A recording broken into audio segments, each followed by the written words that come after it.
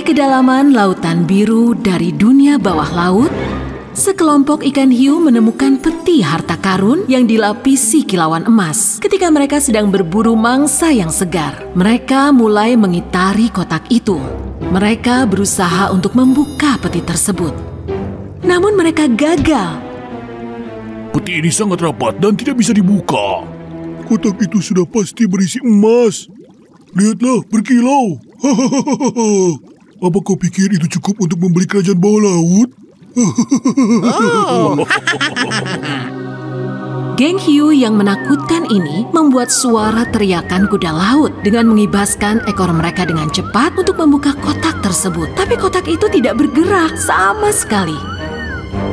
Kali ini, si hiu mencoba untuk memotongnya dengan sirip runcing mereka. Namun, kotak itu tetap tidak bisa terbuka.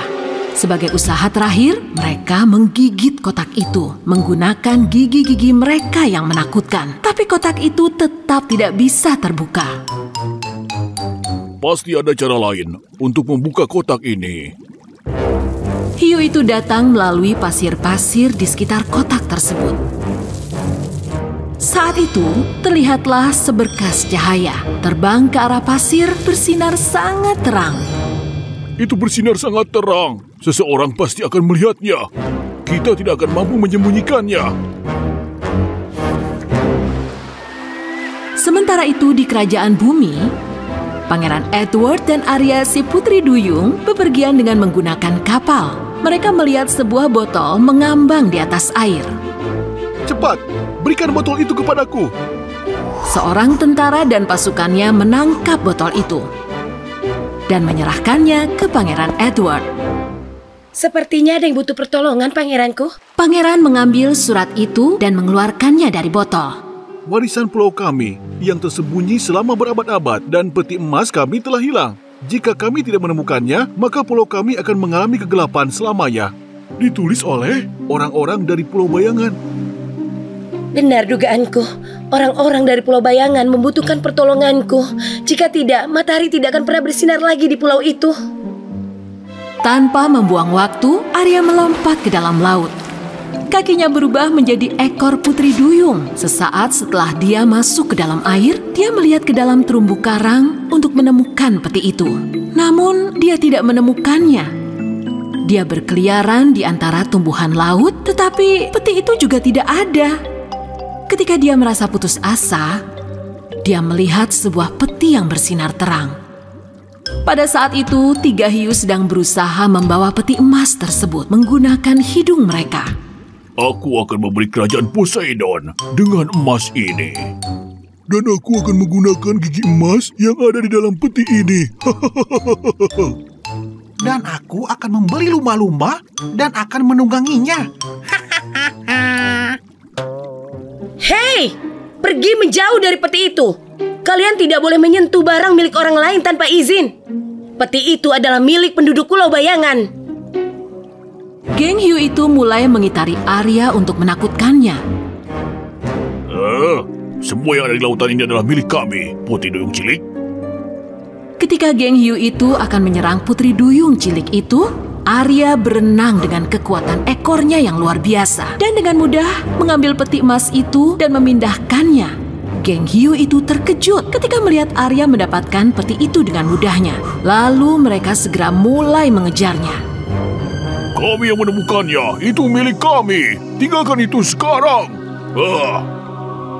Arya berlari melewati lubang batu untuk menghindari peti itu dari kejaran para hiu yang mengejarnya. Walaupun kedua hiu itu dapat melewati lubang, namun sayangnya ketua hiu terjepit di lubang itu.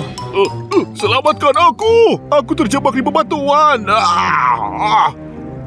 Namun geng hiu itu tidak dapat menolong ketua mereka dari lubang itu dan lanjut mengejar Arya dengan tamaknya. Setelah berenang sejenak, mereka melihat ekor berwarna hijau di balik bebatuan yang berlumut. Kami menemukanmu, Putri Duyung Cilik. Menyerahlah atau melawan. Saat salah satu hiu menggigit ekor di balik bebatuan, dan dia mulai bergemetar. Karena ekor yang digigitnya ternyata adalah kabel listrik. Aku rasa aku tidak dapat bergerak. Kau sajalah yang mengejar peti itu. Hiu lainnya pun menjadi begitu serakah dan mengejar peti itu sendirian. Sementara itu, Arya si putri duyung cilik mulai merasa lelah untuk membawa peti itu. Melihat kesempatan ini, hiu itu mengendap-endap dan menangkap Arya. Tapi untungnya Arya dapat menyingkir dari hiu itu, menggerakkan ekornya dari satu sisi ke sisi yang lain. Segera setelah dia melemparkan peti itu ke permukaan air dengan sekuat tenaga, dia berenang ke arah yang berlawanan untuk mengecoh hiu itu. Apakah aku harus mengejar peti itu atau putri duyung cilik dulu? Peti atau putri duyung? Peti atau putri duyung? Lalu peti itu terjatuh tepat di kepala si hiu. Dan hiu itu terhempas di kedalaman lautan. Dan Arya mengambil peti tersebut dan berenang secepatnya menuju kapal. Ekornya berubah menjadi kaki manusia kembali. Pangeran sangat bahagia ketika melihat peti itu ada di tangan Arya. Pangeranku, ayo kita segera kembali ke pulau itu sebelum terlambat dan kembalikan peti ini kepada pemilik yang sah. Arya si putri duyung cilik dan Pangeran Edward telah mengantarkan peti itu kepada penghuni Pulau Bayangan. Semua penduduk pulau sangat bahagia dan segera membuka peti itu dengan penuh kegembiraan. Di sana hanya terdapat satu lampu, tapi ini adalah lampu ajaib. Tiba-tiba, Pulau Bayangan itu berubah menjadi pulau bercahaya yang terang benderang.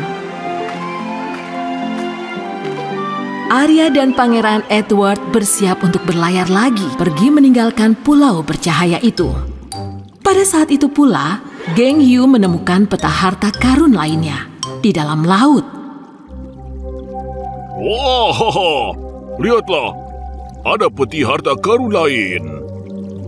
Geng hiu yang jahat itu dengan senangnya menghampiri peti tersebut. Dan tiba-tiba seekor gurita besar berwarna kuning keluar dari peti itu dan melompat ke arah mereka. Dengan menggunakan tangannya, dia melempar hiu itu jauh sekali.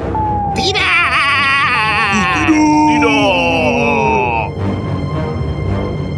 Anggota geng hiu akhirnya menyadari bahwa mereka tidak boleh memegang barang yang bukan miliknya tanpa izin. Meskipun itu sulit,